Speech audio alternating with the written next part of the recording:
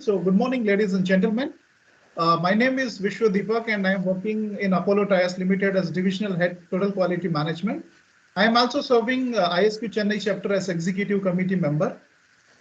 And as I said, I would be the MC for today's program. So, it is my honor and privilege to welcome all the dignitaries and all the participants available for today's program of Quality Month Lecture.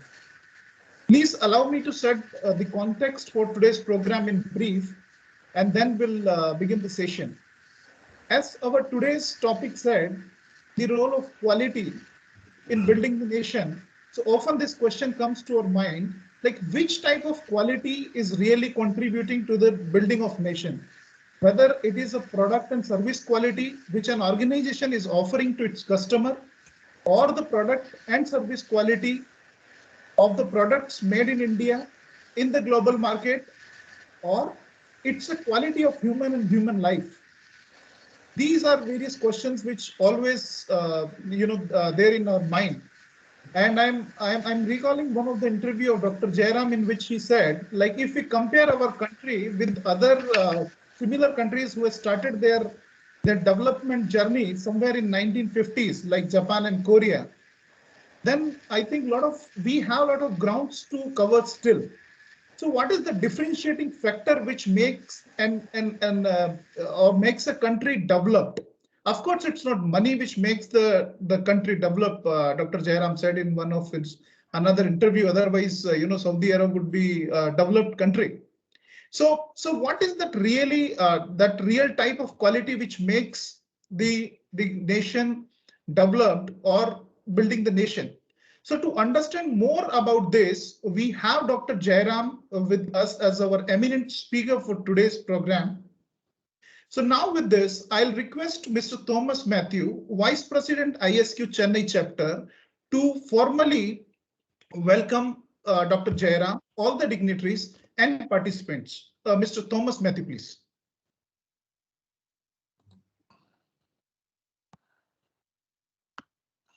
Good morning, ladies and gentlemen.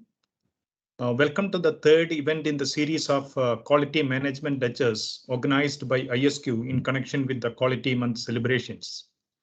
The first session was on 6th of November by the renowned thought leader, Mr. Arun Mehra, former member of Planning Commission, and on his vision for the people of India and the role of quality.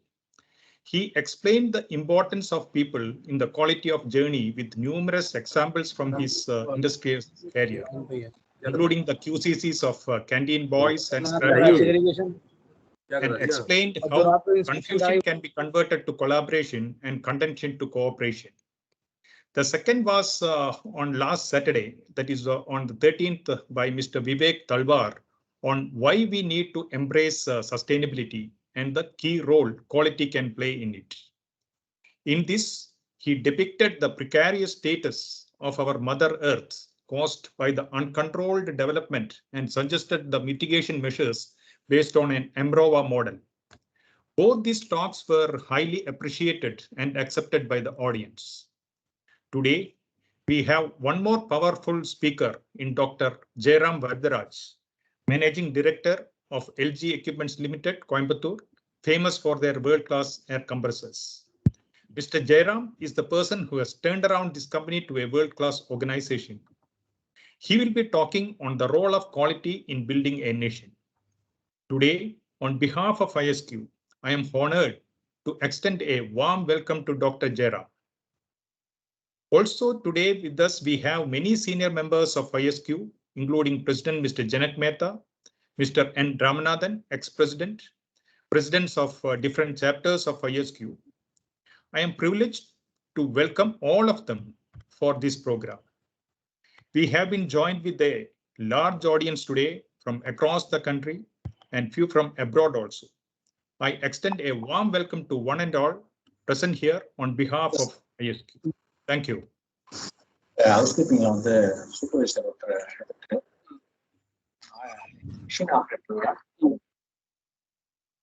You are on mute. You are on mute, Vishwa. Vishwa, you are on mute. Extremely sorry. So thank you very much, Thomas sir, for your warm welcome to all the participants. And now I'll request our mentor, our guru, our sensei, Mr. N. Ramanathan, to briefly introduce ISQ and Dr. Ramanathan and invite him formally to share his thoughts on today's topic. NR sir.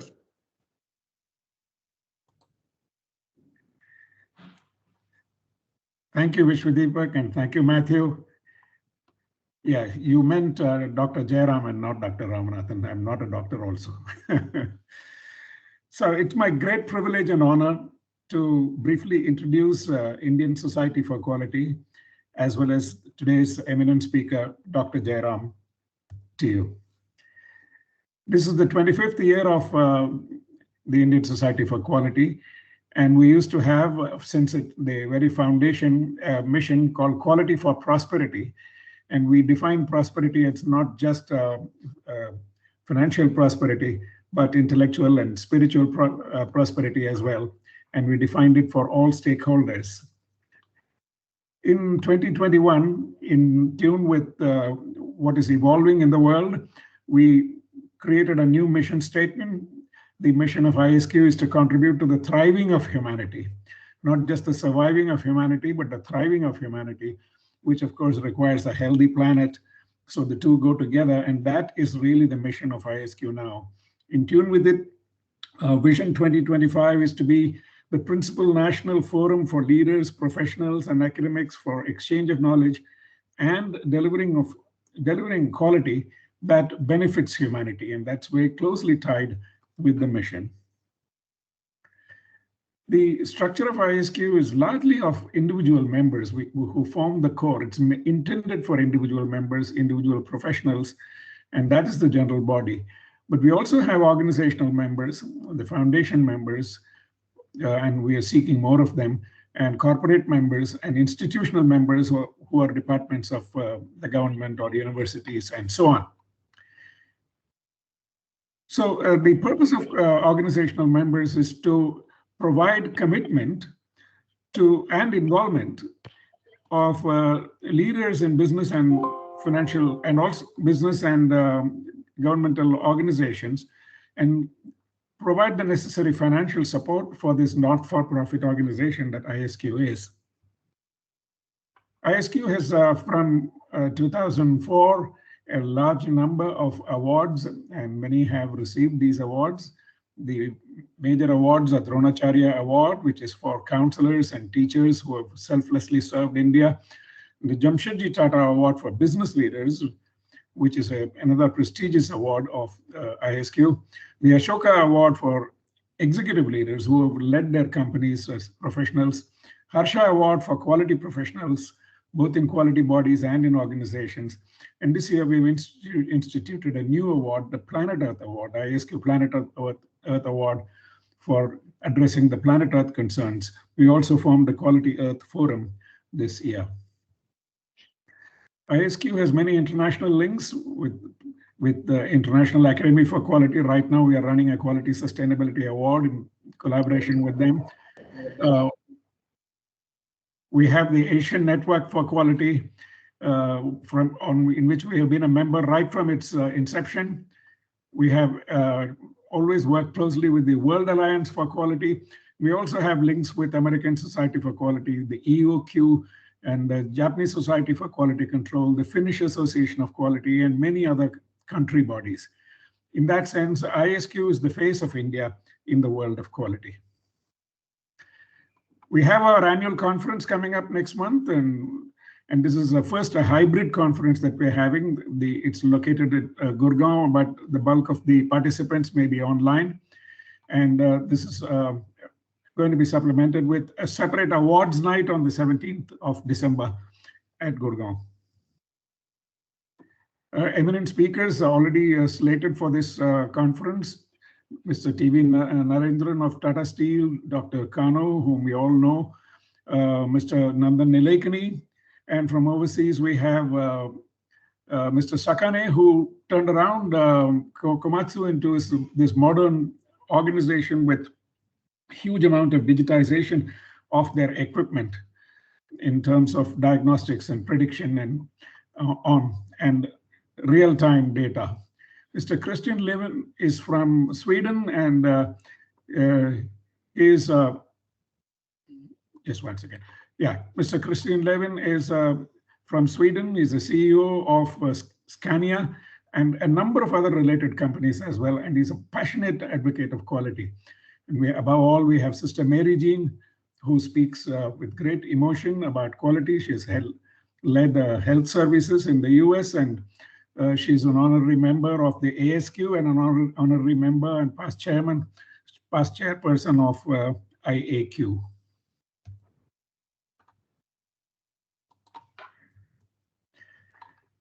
So today's topic is the role of quality in building a nation by Dr. Jairam Varadharaj. This is a topic in tune with the vision of ISQ. Building a quality India has always been a thought adopted by ISQ for over 20 years. Many of our annual conferences have dwelt on such themes, and today's topic naturally flows from it. And we hope to take inputs from this to operationalize our vision better. Introducing Dr. Jairam Varadharaj is, as already described, the MD of LG Equipments. He holds a PhD from the University of Michigan, where the late Dr. C.K. Prahalad was one of his guides. He's a third-generation entrepreneur from an illustrious business family, starting with Sri L.R.G. Naidu, who is his grandfather, and his father, L.G. Varadarajalu. Both of them are quite renowned, as you know. And he's based in Coimbatore. LG is a $250 million enterprise with 2,000 employees making air compressors. Dr. Jairam, by the way, led LG to winning the Deming Prize in the year 2018. And I can tell you that subsequently I met their lead examiner on some occasion, and he was all praise for LG and its powerful progress into quality. Stemming from his PhD thesis, Dr. Jairam's ambition has been to build a world-class and world-scale company out of India, which would be country agnostic in its.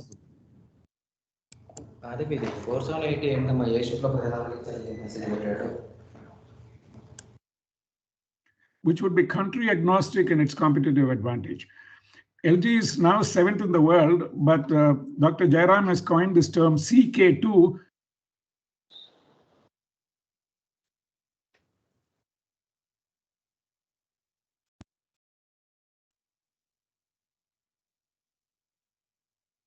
Anand sir, we have lost your voice.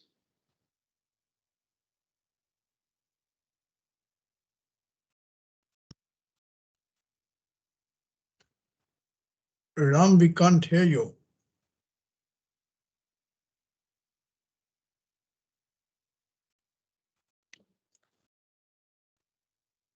Maybe he's got some connectivity problem. Maybe Janak, why don't you read out the introduction? Okay. Talk about Conquered K2, which is the second tallest mount on Earth and considered hard to climb. That's a good mission to have. Dr. Jairam is known to be passionate about innovation that is frugal, disruptive, affordable, and world-class. There are 4 patents that bear his name in the areas of food processing, dry milk, compressors, and consumer appliances. There are very few MDs who have product patents in their name.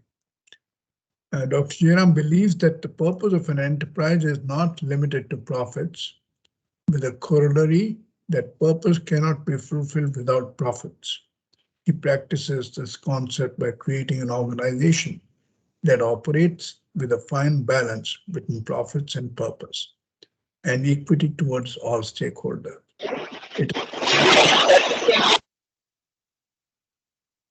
It's a thought we will want to know more about in this talk today. Vishwa, can you move on to the next? I think this is the end of the introduction. Can you hear me now? Before Dr. Jairam takes the dais, may I request all the participants to share their questions in the chat box so that after the speech of Dr. Jairam, we can raise those queries to him for his answers. Anand sir, I'm sorry, in between we have lost your voice, so we requested Mr. Mehta to continue. Yeah, I don't know why you lost my voice, but it seems to have come back. And my upload speed shows it as 50 MB per second or whatever. So I don't know why it happened. I'm very sorry. Please accept my apologies. Right. Sorry, Yeah. this is Lakshmikant. The chat is muted on the meeting. So if we want to ask questions, then chat should be unmuted for us to ask the questions. Yeah, Okay. we'll discuss about that later. Let us finish this introduction here. Yeah. Sir, Mr. Ramanathan, can you continue, sir? No, I'm done. So please continue with the program. And may I invite Dr. Jairam now, without further delay, to start his talk. We are very eager to listen to you. Thank you very much, Mr. Ramanathan and Mr. Mehta. Good morning to all, ladies and gentlemen. It's an honored privilege for me to be invited by the ISQ to share some of my thoughts with you this morning. Some housekeeping suggestions. I've been slotted to speak for 55 minutes. That's a short sleeping pill. If I have to keep speaking for 55 minutes, a monologue, it'll put everyone to sleep. So I will keep myself as brief as possible, and I will rely on you to raise some of the issues that you think are interesting or you think that are not so clear, and I will try my best to be as lucid as possible. I've been preceded by two stellar speakers, Mr. Myra and Mr. Talwar. I'm pretty sure that their thoughts were very insightful. So this is a hard act to follow. I hope I'm able to do some justice to having been invited to speak to all of you and make your time worthwhile this morning. Before we start off and start exploring this, I call this exploration because I don't think any one of us really knows this whole idea of quality. It's a journey, and it's a journey in context with each of our circumstances. So it's a joint exploration. So before we start this exploration, I would like to state something that I strongly believe in, and that is that there is nothing called perfection, right? And it is actually bad to keep talking about perfection. So in any of our documents, we have a term called perfection. I think we should remove it for the simple reason. One, perfection means that you've stopped. There is nothing more to be done, right? And in life and in our context, it is always something more that you can do better. And the second, more dangerous part of perfection is the minute you say you're perfect, your ability to listen and learn from others becomes zero, right? Because you are perfect, you're God, and therefore you are there only to dispense and not to learn. And I think that's bad. So let's start with that thing. There is nothing called perfection.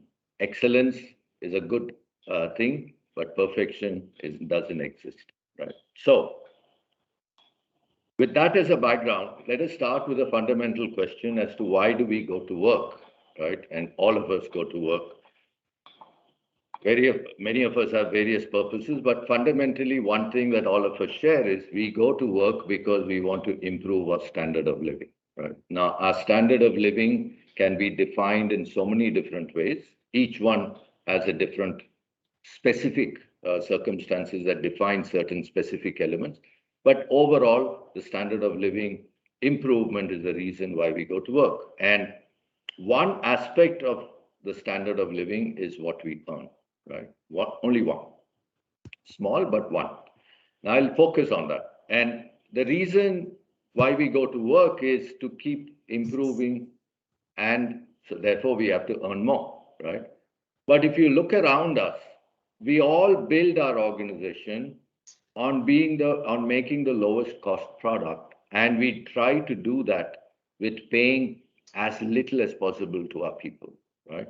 So either we shift factories to different parts of the country, different parts of the world. We try to set up new factories so that we can recruit people at a lower cost. So it's a constant exercise to find ways by which we can pay less to people.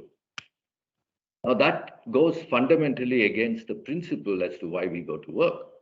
Now, we need to earn more, right? So for me, the next step in this journey is to state another objective, which is to say that we need to build our organization to make Indians expensive, not make Indians cheap. So our entire strength of our organization, our competitive advantage is based on Indians being expensive. And this is one of our goals is when Mr. Ramanathan said, one of our goals is to build a world-class organization which is country agnostic. What we mean by that is we should be able to set up our factories anywhere in the world and still be competitive. I think there are very few companies in India, or almost none, that can make that claim because we are still dependent on India labor factor cost advantage as a competitive advantage. There's nothing wrong with that. There's nothing wrong with that, provided you use it as a window and you close the window yourself before somebody shuts it for you, right? So use that window and the time that this window is going to be open to build your competitiveness, but build it on a long-term basis on the foundation that Indians are going to be expensive. Now, when we look around us, and we look at countries or we look at companies that we admire, that they produce great quality, there are countries that we admire for their standards. There are many things that stand out, right? It's, you know, when I find it a little kind of revealing and sometimes painful, we don't take pictures, we take pictures of very neatly driven avenues and streets in Europe and America, and we share it with friends. Do we do that of avenues and streets in India? We don't, because it doesn't exist, right? We have a problem, right? So we have an admiration of certain countries, certain companies. But it's not companies and countries that create quality. It's not the countries that created it. It is the individuals. That the least common denominator and the only relevant quotient for quality is the person, right? And I think we need to believe that, we need to empower that, and we need to build our entire system on that foundational belief, that it's the person.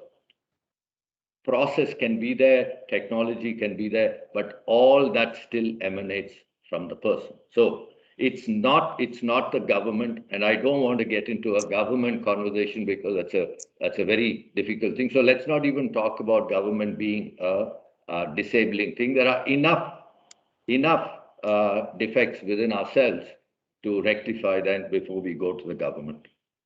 So the aspect of quality that we need to focus on is the person, right? And the second aspect of quality is, you know, some quality is used in so many different contexts, very small, narrow context of a product or a service, or it's a expansive concept of a philosophy, right? But the point here is, at the end of the day, quality is about serving your stakeholders, whoever your stakeholders are, right? And I will, as I go through my conversation this morning, I will try to use specific examples, both positive and negative, that we have in LG as a means to illustrate what I'm trying to convey. So when we talk about the purpose, we talk about being the choice for our stakeholders. And when we talk about our stakeholders, we talk about our customer as a stakeholder. We have 6 stakeholders: customer, employee, our distributor, our supplier, our investor, and society. These are the 6 stakeholders that we believe we exist for. And our purpose is to be the choice. And when we say we are going to be the choice, it means we do right by them, right? And when we keep doing right by them, we be the choice.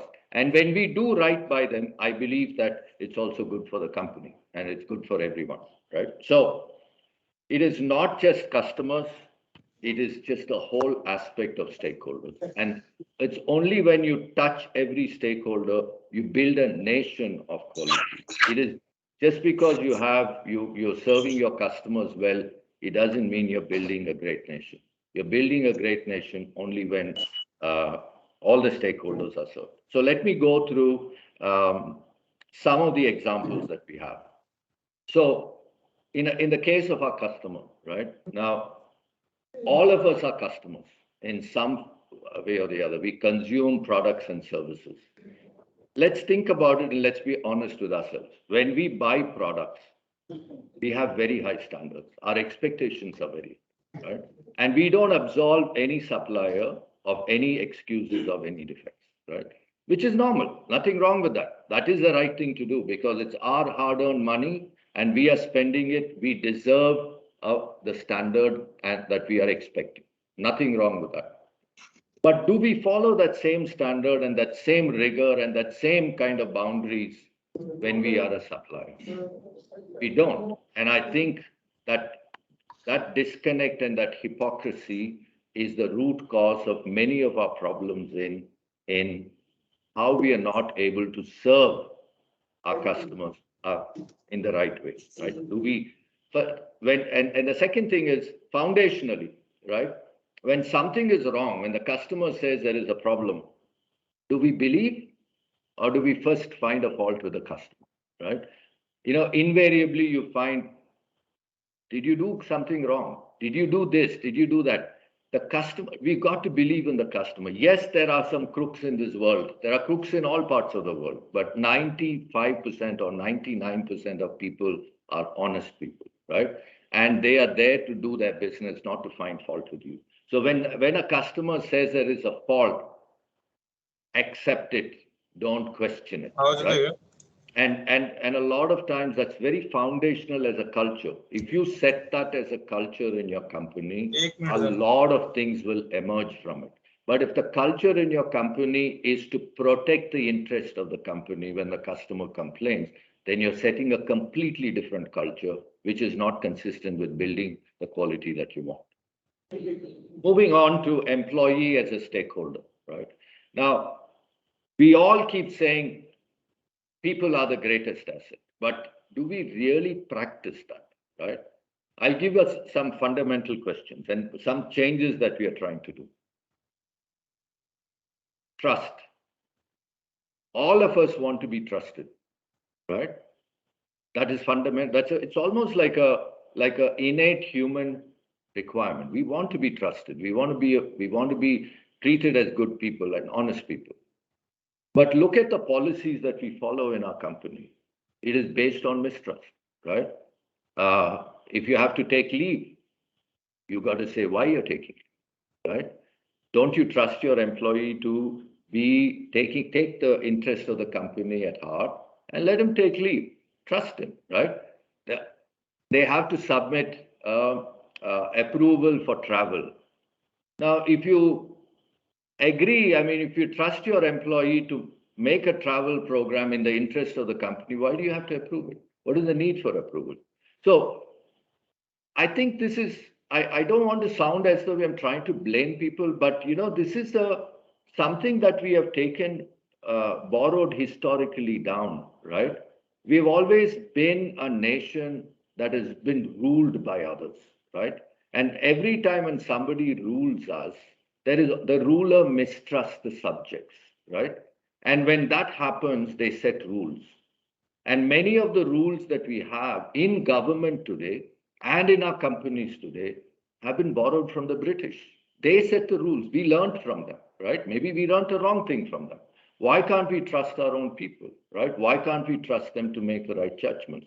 I think more than going and changing the policies, it's the culture that you set by going and changing it. So what we have started doing this now, progressively, we are removing all the procedures for leave, all the procedures for approval. We have discovered, as we did this, went through this journey, we discovered so many subliminal things that exist as a practice and policy inside the organization that goes against the fundamental principle of trust. And if you don't trust your people, you're not going to produce quality. Let's be clear about that. And it is about quality also to your employee. That part of it is quite destroyed. The second thing is inequity, right? You look at our country, it's unfortunate. Inequity, when I define inequity, is the salary difference between the highest and the lowest. The worst country in the world, as is no surprise, is in the US. It's around 385, a multiple of 385 average between the lowest and the highest. I was shocked that India was not too far behind at 350. This is not quality, right? I don't believe there is any person in the world who deserves that kind of an inequity. If you do, then they are mavericks, they are gunslingers, they are not part of your organization, they are not part of your team, they are not part of the whole culture, right? A country like Japan has 90. Now, we have started with a rule of 30. Now, you may say, what, 30 is too low? I mean, will you even attract a CEO, a successor for me, for instance? If you're saying that you want the lowest, the inequity can be bridged two ways. Reduce the highest or increase the lowest.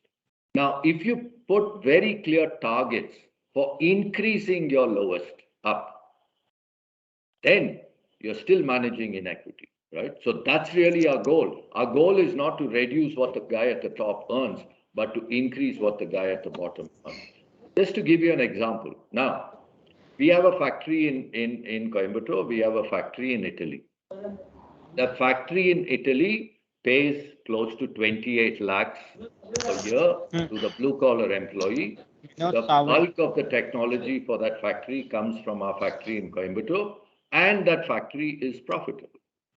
Now, how is it possible that with our technology, paying 28 lakhs, they are profitable, and we pay close to 7 lakhs, which is not bad under these circumstances, but it's nowhere close to 28. Now, how can we pay 28 lakhs and still be as competitive as we are? Now, you can make this as a philosophy, or you convert it into a target. What we have chosen to do is convert it into a target where we are saying we should be able to do this within a certain defined period of time, right? It's a journey. I personally believe because Indians are cheap, we tend to overemploy them. And there is a mentality, it's a white collar problem rather than a blue collar problem, right? And if we are able to rectify that in our minds, I'm sure we'll be well on our way towards this. The third is our distributors, right? Invariably, you will see in most organizations, there is a asymmetrical relationship between the distributor and the principal, right? The principal holds the levers, the distributor kind of fatalistically comes along. How do you change that? How do you change the nature of that relationship where you're equals? How can you be more empathetic and sympathetic to the purpose of the distributor's organization? Are you thinking about their profits? Are you thinking about the well-being of their people as much as you're thinking about yourself? Do you have metrics to measure it? That then shifts the needle as far as doing the right thing as far as distributors are concerned. Same thing with suppliers, right? One of the biggest problems, we operate all over the world, right? We never have a problem of getting our payments on time anywhere else in the world except in India, right? And it is only in India we need to follow up. As a supplier, I have to follow up. And what is even more shameful is it's only the large companies that do this more than the smaller companies. The smaller companies in our country pay their suppliers well on time. It is the large companies that delay it for vicarious reasons, right? So we have a target that we will not delay any of our, and there is a measurement, and there is one person responsible for ensuring that the supplier does not come to us for any follow-up, and the supplier's payments are made on time, right? So I'm just giving examples, but for each of these relationships and each of these stakeholders, we have a set of measures. Coming to our investor, we are a listed company. We've been listed since 1972. And we have a responsibility with our investors. And we take that responsibility very seriously in terms of under-promising and over-perform, right? Now, invariably, there is a tendency to say, we will achieve this, we will achieve that, we will do it, but and get them all worked up about our share prices and then underperform. So we are very conscious about the fact that we need to do this. We need to do this. Is a very serious responsibility. And the last is our society. It doesn't matter what the government's compulsions of CSR are. The last 20 years, we have been contributing 4% of our PBT towards CSR. Government's compulsion is 2% of 3 years average PAT. Now, why do we do this? I think we take a lot from society.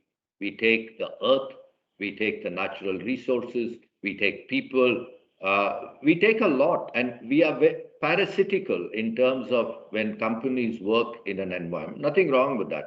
But if you are able to take it and clean it up, give it back, whether it's your environment, whether it is contributing back to society, and being a good organization, these are all bigger than profit. So we have very specific agenda. We run a school. We have 1,500 kids in our school, and our goal is to educate brilliant orphans in our school. This is really what our goal is. So I'm just, again, I'm giving you examples of it. A lot of it is a lot more is part of our agenda. Now, why do we need to do all this, right? Why do we have to do it? The global world, it's a global world and the opportunities are global. Now, I don't want to keep saying that in our business, the global opportunity is $15 billion and India size is about 700 million. Clearly, we know where we have to play. But even for large opportunities within India, if you're not world class, you're going to be thrown out of even the Indian market. So the need to be world class is irrespective of whether you're going to be a global player or not. Even if you have to be in India, you have to be world class. Now, a lot of times when we talk about making this an organization world class, we talk about, oh God, we don't have the money. Of course, the startup these days have a lot of money. I'm talking about lesser mortals like us who have been around for a long time. We keep talking about, oh, we don't have resources. But I think the real problem is we don't have an aspiration, right? We don't have an aspiration that's bigger than us and bigger than our capability, right? No, none of the companies that we admire, the large global companies that we admire, were born big. They were born small. They made themselves big. You will get resources if you have a dream. And if your dream is converted to an on-the-ground aspiration that is very strong, right? And we have tons of examples of this. And my favorite and the most powerful example is what happened to our country in 1947, right? We got our independence, but we did not have the police. We did not have the army. We did not control the treasury. We did not control the legal system, but we won. But we won and we gained our freedom. Our aspiration was far bigger than individual capabilities of Indian citizens at that time.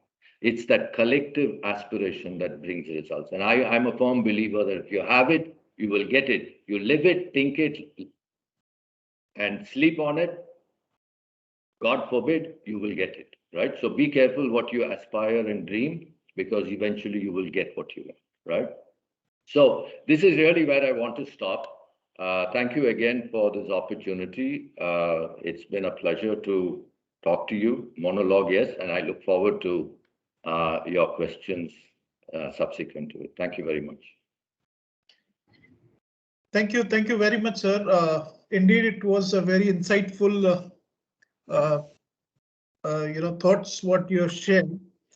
I have received one question from one of the participants. He says, like in this new era, should we promote Karakuri Kaizens? My question is, why is this era so different? What about this era that makes it a question mark? I don't understand that. Okay, sir. In fact, as I was sharing, like, I was listening to your videos on YouTube. Even I am very much curious to ask few questions to you. Sure. Like in 2018, LG got the Deming Prize. Yeah. So as a leader, when you are driving the organization, what is your takeaway from this journey of total quality management? So I think total quality management is a tool. Though, if you're going to look at TQM as the end, then I think you're chasing the wrong bird, right? It is a tool. You use that tool to further your larger purpose of an organization, right? And it's a very powerful tool. It's a very comprehensive tool. And it's like a amorphous tool, right? A very powerful amorphous tool. You customize it to your context. You use it to your context. Your ability to understand the philosophy of the tool and convert it into specific action that is consistent with your direction towards your purpose, that's what makes it powerful, as opposed to, let's say, an ISO. ISO is very prescriptive. You do this, you do this, you do this. But ISO does not move an organization towards its purpose, right? ISO ensures that you maintain a certain consistency in your standard, right? But is the standard good enough for your purpose? ISO doesn't care about it, right? Whereas TQM gives you the ability to dream it, convert it, converge it, and make it happen in your context, right? Okay, thank you, sir. One more thing, sir. Now, after getting the total quality management's prestigious prize called Deming, what do you think, like, the journey of heading towards the achievement or realization of your vision will become rather easy, or there would be certain type of different challenges will come along with the Deming Prize winning, sir? I don't think Deming is going to pose any challenge for us. Deming, like I said, is a milestone in our journey towards excellence, towards improving. And all of these are aligned to going towards our purpose and our aspiration, right? So Deming is not going to guarantee that, but not having something like Deming is going to make your journey that much more harder, right? So Deming is a vehicle that we need to harness, we need to align, and we need to drive towards taking us towards where we want to go. Right? Okay, so normally when we are building the quality for our product services, or you said like we should meet these expectations of stakeholders, one of the important aspect is bringing all employees together. Yes. So how do you see this task, like how to align all the employees of organization towards the single goal? Oh, that's a seminar for almost a month. It's not an easy question to answer, but it's a relevant question. But it's not a one formula. There are so many things. Do you have the right culture where people feel that they own the company as much as you do, right? That sense of ownership has to be there, right? Am I contributing to a larger cause? Am I just contributing to the profits that go to the promoter's pocket, right? Or am I contributing to a larger cause? Is this company consistent? Does it walk the talk? Does it do what it says it will do? At the end of the day, every individual is a good individual. Inherently, they're good people, right? And they want to be in an organization that enables them to do good, be good and do good, right? Now, if there are disconnects with that, I mean, I'm not discounting the value of compensation. That's a given, right? You can't. We are not a charity organization where you expect people to give up their life and come and work. No, it doesn't work like that. Maybe some institutions up in the Himalayas have that attraction. We don't, right? But the point here is, do you have a cultural envelope where people feel a sense of belonging? Do they connect with the organization? Do they connect with the goals? Is the company consistent? It's a big thing that you need to work on. Thank you, sir. I've received one more question, sir. How differently LG has handled this pandemic situation? Okay.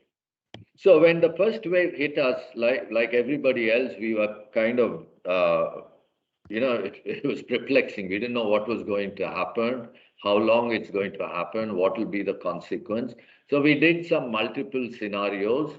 One was a V-type scenario, one was a very long U-type scenario. And we said the most important thing is we need to protect the financial security of our employees, and we will have to protect the company. So as part of the financial security, we said no cut in salaries and no firing of people. So we just said no. So we did incur a significant loss in the first quarter. But things started coming back. Lucky, we were fine. We had also made plan B, where we had looked at building a cash reserve from assets that were not necessary. We were planning to use those assets as a means to provide stamina to the company to weather through a longer period where we fulfill our promises to our people. So, but fortunately, we didn't have to come to that. Now we are back to normal. Can I say something? Yeah, to tell you, Dr. JV, I would like to mention, I'm endorsing every point you are mentioning, because I'm the right person to do that also, sincerely, because since I was telling you in the beginning, from 1991, I had seen you from the right one. And your first quality policy, which you have drafted, you really walked the talk. You have just kept the same thing now, I would say. Your last statement of the quality policy was like to retain the result-oriented people, to retain, applaud result-oriented people, yeah?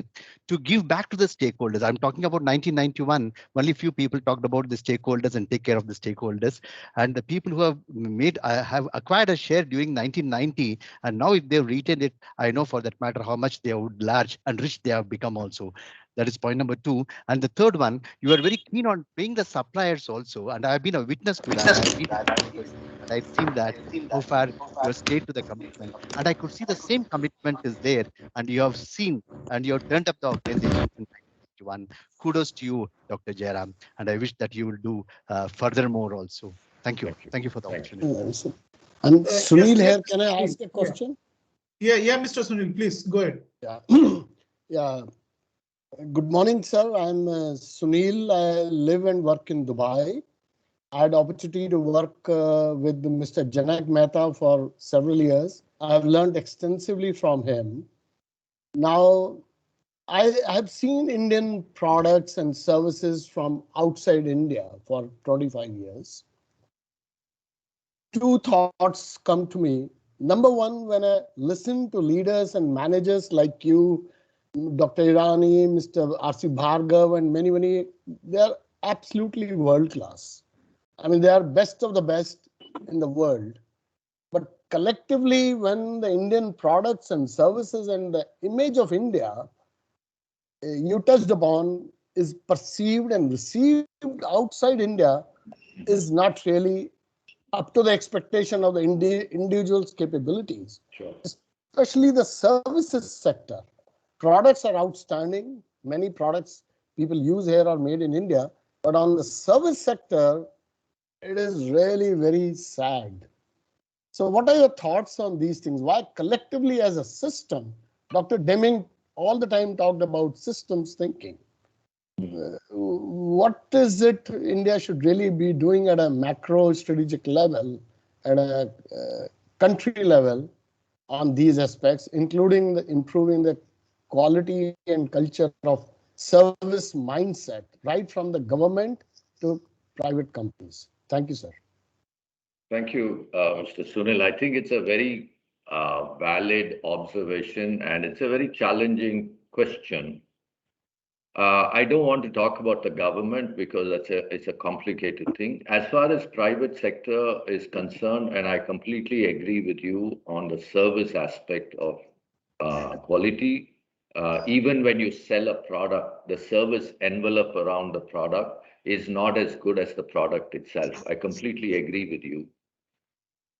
I think the root cause of that problem is whether it is Mr. Bhargav or whether it's Irani, stellar leaders but is that same stellar capability exist as a culture in the company? And is every individual empowered to make a decision? For instance, let's say there is a defect and it costs 10,000 rupees to fix it, right? It comes back to this question of trust that I said with employees. We don't trust our employees. As a consequence, that service engineer who's facing the customer has to escalate it all the way up, probably sometimes to me, and I have no freaking clue about the reality in the front, but I have the authority to make the decision, which is so foolish, right? And we have that in our companies. We have that hypocrisy that exists in our companies' policies. So we need to trust our people and let it go, right? When that happens, service will improve, right? Yes, we will make a few mistakes, but the larger journey will happen, right? And that's what everyone has to do. We got to trust people. We have to, of course, we have to have strong processes, but processes without trust, what is that individual going to do? He can't make a decision, right? And that's why the customer suffers, because he has to escalate to his manager will escalate above, and everywhere they will try to find a way to blame the customer so that they can get it from the customer rather than accept responsibility. So it's a culture that you need to build. It's not about just me coming and talking here. I need to convert my thinking, my thing into a culture of the organization, right? Thank you, sir. Thank you. Thank you, sir. Few more questions, sir. One of the question is, what is the next milestone LG is aspiring after Deming Prize? For us, our aspiration, like it's defined as CK2, Conquer K2. Right now, the interpretation of that is to be in the top 3 in the world in compressors, right? And that's really the journey that we are in. Today, about 45% of our revenue is India, 55% is outside the country.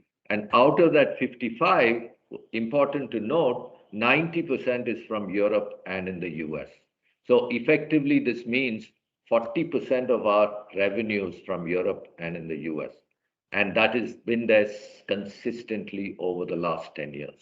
So that's really how we have built it, and we want to make that bigger. Thank you, sir. I think probably last question for today's session. One of our participants is asking how to overcome the conflicts of trust versus code of conducts. Does whistleblower policies and ethics infuse more mistrust? I think your whistleblowers and your code of conduct and ethical behavior are all custodians of where trust is misplaced, right? You trust people, and there will be a small, very small percentage of people who will behave in a mistrustful manner where the trust has been misplaced. And a whistleblower and your ethics practices are all custodians of that. And if you don't do that, then you are basically saying the company, it's free for all. You can do whatever you want and nothing will happen. And that's not acceptable, right? Integrity is very important, right? But I will say you are innocent until proven guilty, as opposed to the way we behave now. Even the government, we say you're guilty until proven innocent, right? We don't want that. So thank you very much, sir. Thank you very much for your clarity of thoughts on all the questions which our participants has asked, and of course, thank you for answering my individual questions. So now it's a time to hear the concluding remarks from the National President of ISQ, Mr. Mehta. So over to Mr. Mehta. I think we have time for more questions. So if there are any questions, let's use that time to have Mr. Jairam. Okay, there are many more questions on the chat box I see. Please bring that. Okay. More. One of the question is, what were top 3 challenges faced by LG while driving the TQM vehicle of cross-functional integration across various functions of LG? So if I've understood the question right, it's like, what is the challenge that we faced in TQM on cross-functional management, right? How do we get alignment across functions? That's one of the biggest challenges in any company, right? A very real, serious challenge.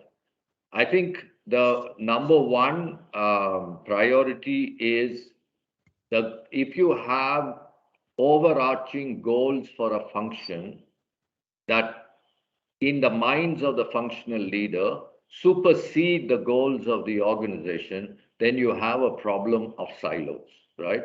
Now, at the functional level, the leader's goal should be a business goal rather than a functional goal. And that's the only, and every leader at a function level has to behave at a business level rather than a functional level. And I think we need to build that change, where leadership talks about business and not about function. Of course, they have functional experts below them, but they should be business. They should be aligned to the business. And how do they collaborate at that level? The biggest problem of lack of collaboration and cross-functional work is not in the middle, but is at the top, right? And when the top comes together, the middle will follow. Another question, sir, how long back since LG started on this journey of total quality management, and how have things changed for improvement in the culture of excellence? Can you elaborate more on this, please? Like I said, TQM is a tool. The larger thing is our purpose. Our aspiration is to be the top 3 in the world. Now, please visualize that. Unknown brand with a made in India label trying to sell a compressor, which is a mission critical capital goods, to a factory in Germany, right? Now, for that maintenance manager or the factory manager, the risks and the impossibilities are so high, right? Now, in spite of all that, we give a product performance-wise is outstanding, and we give an extremely good commercial value to him, which is the risk that for the reward for the risk that he takes. We need to make sure that he keeps his job, and he'll lose his job if the machine fails, right? So our standard of quality is not just to be as good as the best is not good enough.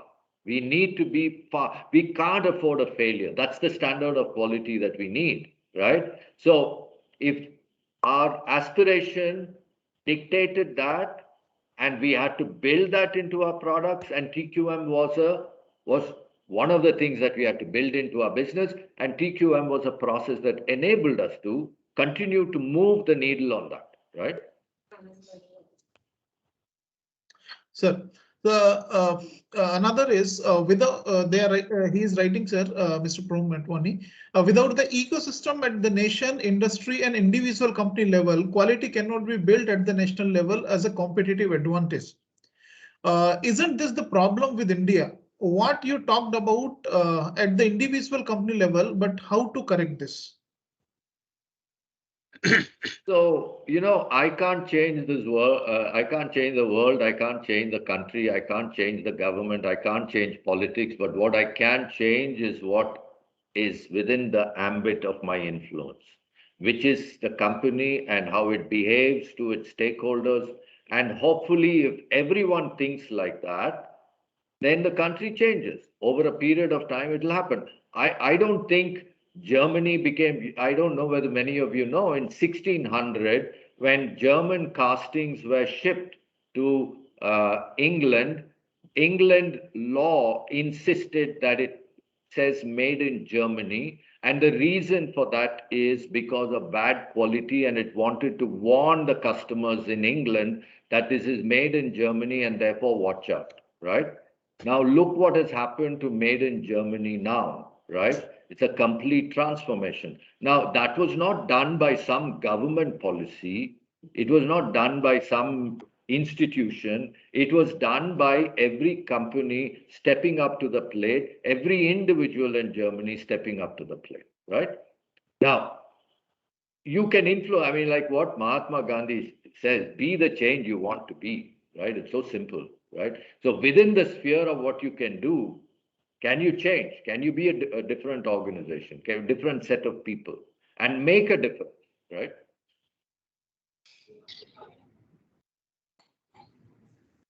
I think there's one Mr. Anand, the guest, he's asking something about SME. Anand, can you raise your hand and raise your question?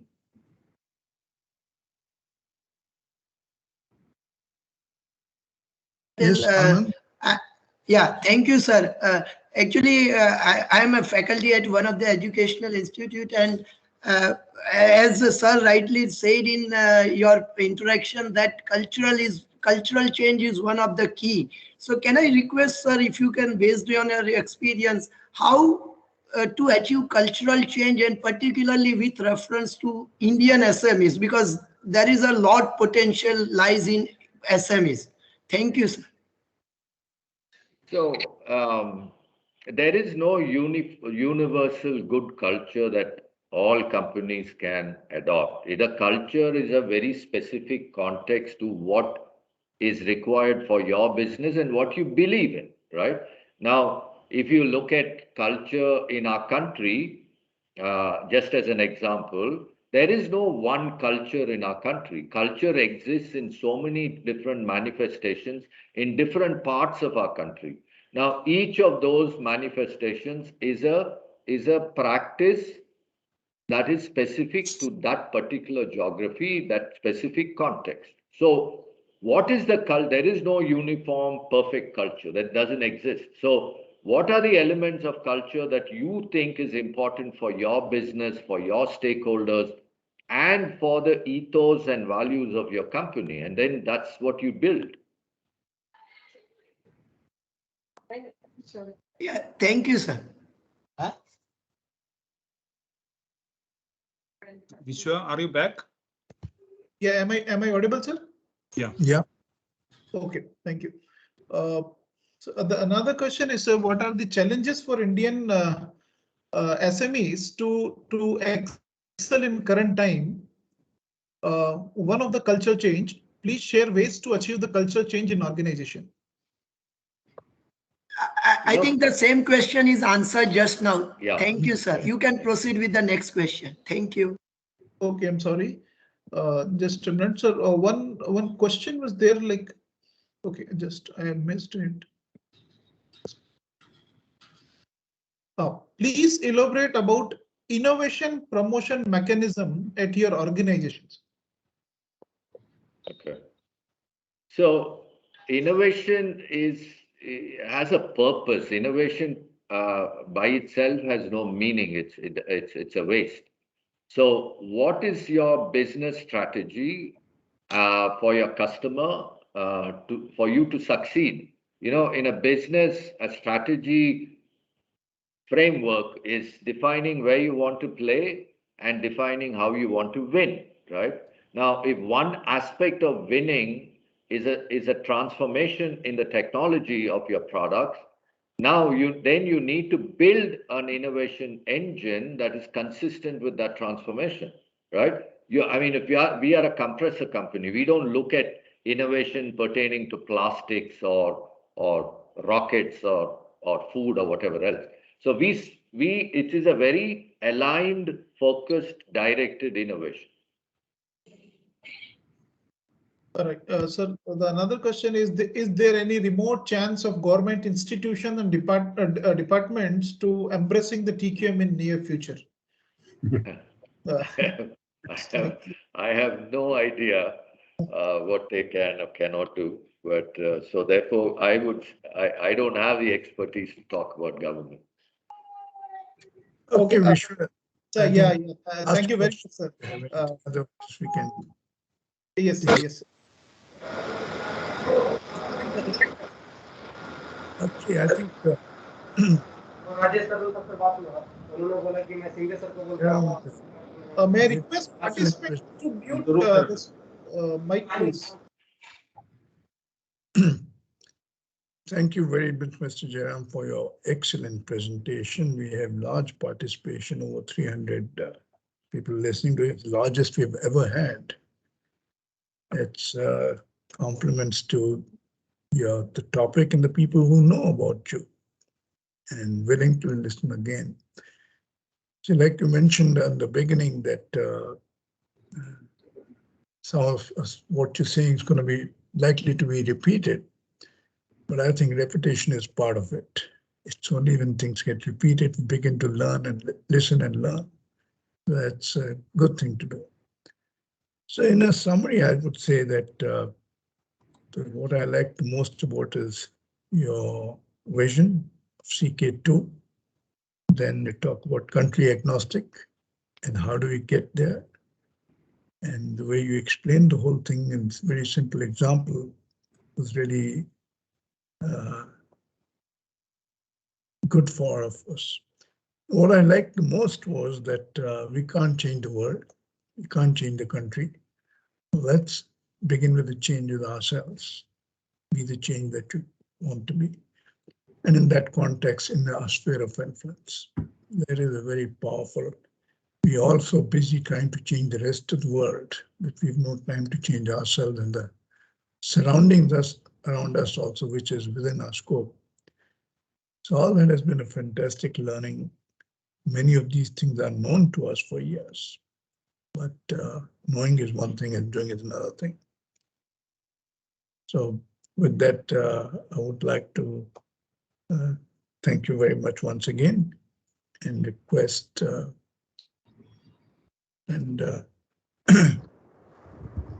the vote of thanks to be proposed by Rajkumar. Yeah, thank you very much, Janak Mehta sir. And it's time to deliver the vote of thanks. So I request President ISQ Chennai chapter, Dr. S. Rajkumar, to deliver his vote of thanks. Thank you, Vishwa. Good morning, ladies and gentlemen, and all the dignitaries. Thank you, sir, Dr. Jairam, for this very inspirational speech and a very wonderful insight for us today. I think I have to thank Mahesh Hegde for saying that you are going to repeat. I think definitely if you repeat this multiple times, I think then only it will go into the minds of the Indian people. It was well said. You started with the first statement, nothing called perfection.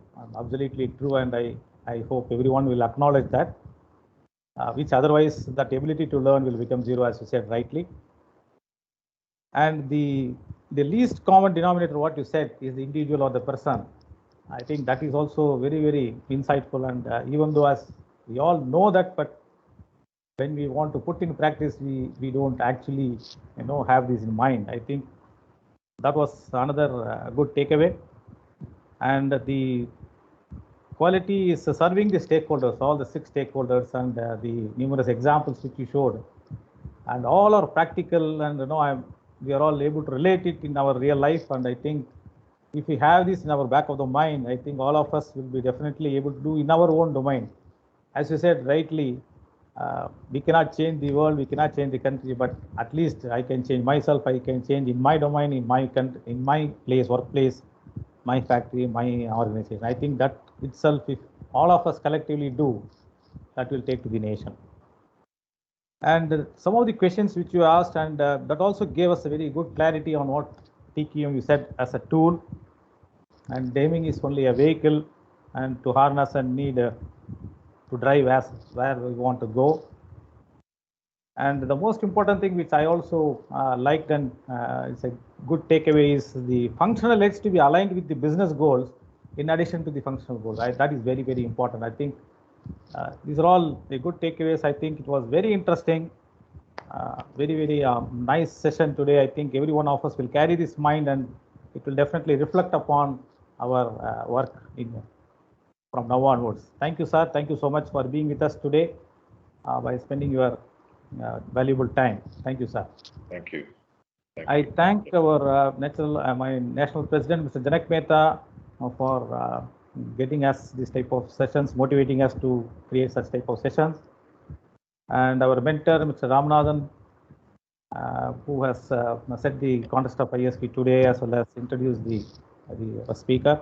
Thank you, sir. I thank all the dignitaries and attendees who are there today, who has made this success. As Mr. Janakmeta was telling, today we have crossed 350 plus, which I was watching there, and I think that was a good session and good. I thank every one of you for being with us today. I thank Mr. Prabhakar for organizing this, all the EC members, the members of ISQ, the chapter presidents, and especially today, Mr. Thomas Matthew and Vishwa for taking us through nicely today. Thank you so much.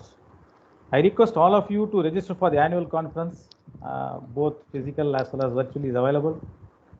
Please go through our website and request you to register for the same, and that also is going to be a very eventful session, as we saw in the beginning of the session. Thank you so much. Thank you to meet you once again in the national conference. Thank you. Thank you, sir. Thank you. Thank you very much. Thank you all. Thank you, Dr. Jairam. Thank you so much. Thank you. Thank you. Thank you, Dr. Jairam. Thank you to all. Thank you. Good day. Bye. Yeah. Thank you, sir. Very inspiring. And my Thank you best so much for wishes this. what you do as a Thank you. leader. Thank you, sir. as individual. Thank you very much. Many, many successes ahead in your life. Wish you good health and Thank you. thank you, Thank sir. you, JV, sir. Thank you. Thank you, Mr. Thank you, sir. Nice session. Thank you. Thanks a lot, Dr. Jairam Bharadwaj. Excellent presentation. Very insightful. Thank you so much. Thank you. Thank you, Dr. Jairam and Mahesh. Thank you, sir. Thank you very much, sir. Thank you.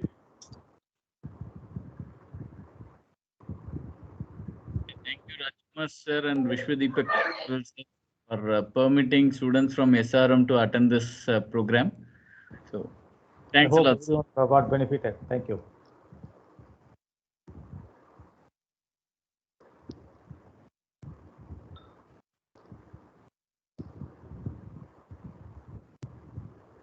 Thanks, Prabhakar, for organizing it. Very well done. Okay, Dr. Jairam. Thank you. Thank you very much. Can I take leave now? Yes, please. Thank you very much. Thank you, sir. Thank you. Thank you.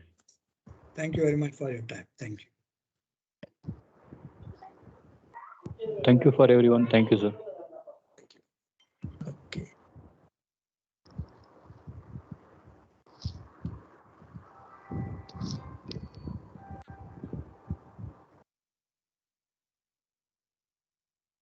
Thank you, friends.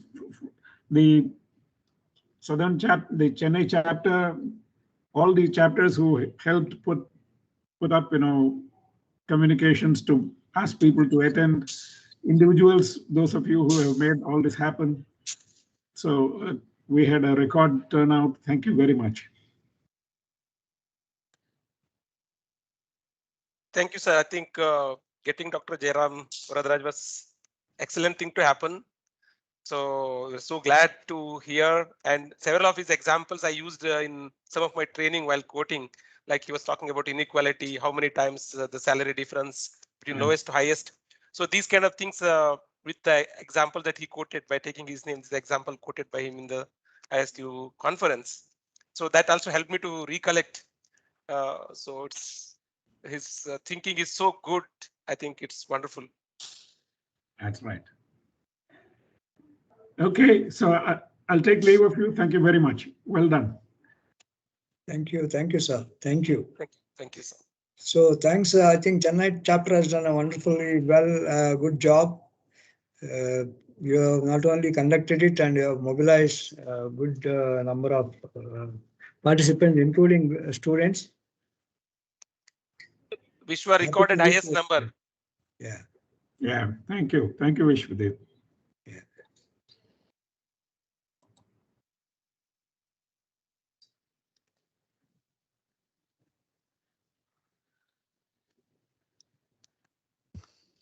I'll also take a leave now, Prabhakar sir.